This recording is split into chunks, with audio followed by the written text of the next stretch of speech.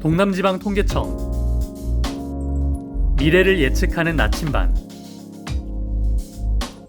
부산, 울산, 경남의 모든 데이터를 생산하고 지역에 필요한 통계를 보급하는 지역통계 허브.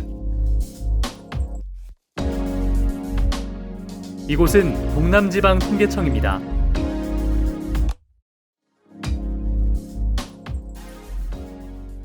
국민 행복과 지역사회 성장을 견인하는 동남지방통계청 청장 민경삼입니다. 동남지방통계청은 부산, 울산, 경남 지역을 대상으로 통계조사를 실시하여 국가통계 작성에 필요한 기초자료를 수집하고 있습니다.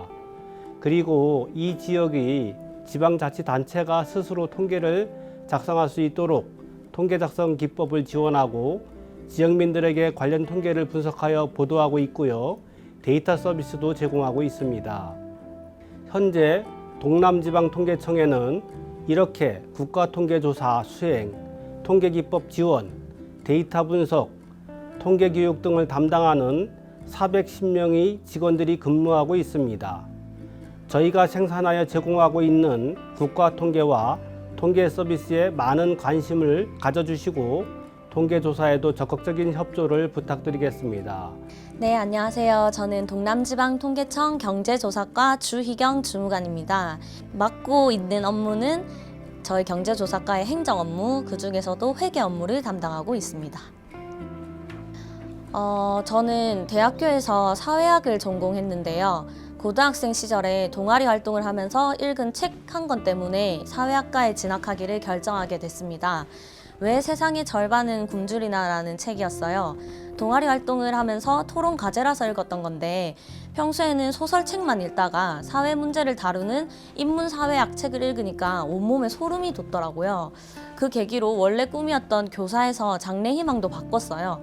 국제기구에서 일하면서 세계의 빈곤 문제 또 다른 여러 사회 문제를 해결하는 일을 할 수 있겠구나라는 패기 넘치는 꿈을 꾸게 됐죠. 그 패기 넘치는 꿈은 제 대학 생활을 너무 열심히 즐기느라 곧 다 까먹게 됐지만요. 그렇게 현실과 타협하면서 꿈과 멀어져만 가다가 저희 사회통계학 담당 교수님이 제 지도 교수님이셨는데 교수님이 강의를 하면서 통계 분석 툴을 다룰 줄 아는 기술적인 부분도 중요하지만 사회학을 접목시켜서 다른 시각으로 통계를 바라보는 게 굉장히 중요하고 또 통계청이라는 국가기관에서 그렇게 정책을 만들어내는 역할을 사회학이 하고 있다면서 굉장히 강조를 하셨어요. 그때 잊혀져 가던 제 꿈이 갑자기 번뜩 생각이 나더라고요. 국제기구는 너무 멀어졌지만 우리나라 국가기관에서 일하면서 사회 문제를 해결할 수 있는 실효성 있는 정책을 만드는 역할을 제가 해볼 수 있겠구나. 그렇게 교수님께서 잠깐 소개하셨던 통계청에 대해서 관심을 가지고 알아보다가 통계직 공무원에 지원하게 됐습니다. 안녕하세요 여러분. 저는 동남지방통계청 지역통계과에 근무하는 이영조 주무관입니다. 제가 하는 업무는 지역통계 개발과 교육 업무를 같이 하고 있습니다. 이 직업을 갖기 위한 가장 우선적인 조건은 일단 공무원 시험 준비를 잘해야 되겠죠. 그리고 될 수 있는 한 가산점이 붙는 자격증 취득은 필수적으로 해놓는 게 좋습니다. 사회조사 분석사 2급을 적극적으로 추천을 합니다. 그리고 통계에 대한 기본 지식과 업무에 대한 기반을 이해할 수 있는 자격증이라서 시험에 포함된 과목들이 공무원 시험 과목과 연관되어 있는 부분도 있어서 준비하는 데 많은 도움이 될 것입니다. 그리고 도움이 되는 활동은 아무래도 통계청에서 시행하는 조사의 사무를 보조하는 업무 보전이나 현장 조사를 실시하는 현장 조사원으로 지원을 한다면 면접이나 시험 준비에 있어서 많은 도움이 될 것입니다. 공무원 급여 기준법에 따라 지급되며 임용되었을 때 받는 첫 급여는 대략 140만 원 정도 지급이 됩니다. 그리고 급여 이외에 수당이 있는데 수당은 설, 추석에 지급되는 명절 수당이 있고 1년에 2번 1월과 7월에 지급되는 정군 수당이 있습니다. 그리고 1년의 근무 성적을 평가하여 지급하는 성과급도 있습니다. 근무 환경은 다른 기관에 비해 많이 자유로운 편이며 유연근무라는 근무 제도를 적극적으로 활용해서 출퇴근이 자유롭고 개인 능력 개발의 시간을 가지기 좋은 제도입니다. 그리고 통계청은 현장 조사를 하기 때문에 여성 직원분이 많아서 여성에 대한 복지가 좋은 편입니다. 네, 안녕하십니까. 저는 동남지방통계청 진주사무소 농업통계팀에 근무 중인 최주헌 주무관입니다. 저는 현재 농업통계팀에서 농가경제조사를 맡고 있습니다. 하루 일과는 여느 공무원과 같이 9시에 업무를 시작해서 6시에 퇴근을 합니다. 출근 후에는 간단하게 회의를 하고 행정사항들을 처리를 하고요. 대부분은 출장 업무를 나가는 편입니다. 제 조사구는 진주, 사천, 하동이라 주로 일찍 출장을 나가서 4시에서 5시 정도에 돌아오고 그 시간 안에 대상처를 방문하여 농가의 수입, 지출 현황을 조사합니다. 또한 농가의 경우 작물의 재배 현황이 중요하여 해당 농가의 논밭을 직접 찾아가 어떤 작물들이 자라고 있는지 직접 확인을 하기도 합니다. 그 후에 사무실에서는 수집된 자료들을 정리하여 시스템에 입력하는 작업을 하면 그날의 하루 업무가 끝이 납니다. 이 직업만의 매력은 자부심인 것 같아요. 국가에서 시행하는 대부분의 정책 또는 성공한 기업들은 통계청에서 생산되는 통계를 적극적으로 활용하고 있으며 우리가 만들어낸 통계들이 국가 정책, 성공한 기업들의 기반이 되었을 때 큰 자부심을 느낄 수 있었습니다. 단점으로는 이 직업만의 가장 힘든 점은 아무래도 현장에 나가서 응답자들을 상대로 직접 조사를 하기 때문에 응답자를 만나는 과정이 가장 어렵습니다. 예를 들어 가구를 조사하는 경우 혼자 사는 1인 가구의 응답자를 만나기 위해서는 사전에 조사가 가능한 시간을 잡아서 조사를 하는데요. 그 시간이 아무래도 직장인들의 퇴근 시간 이후가 대다수라서 오후 6시 이후 늦은 시간대에 조사를 하게 되는 경우가 많은 편입니다. 요거는 앞서 제가 말씀드린 내용이랑 조금 연결이 되겠네요.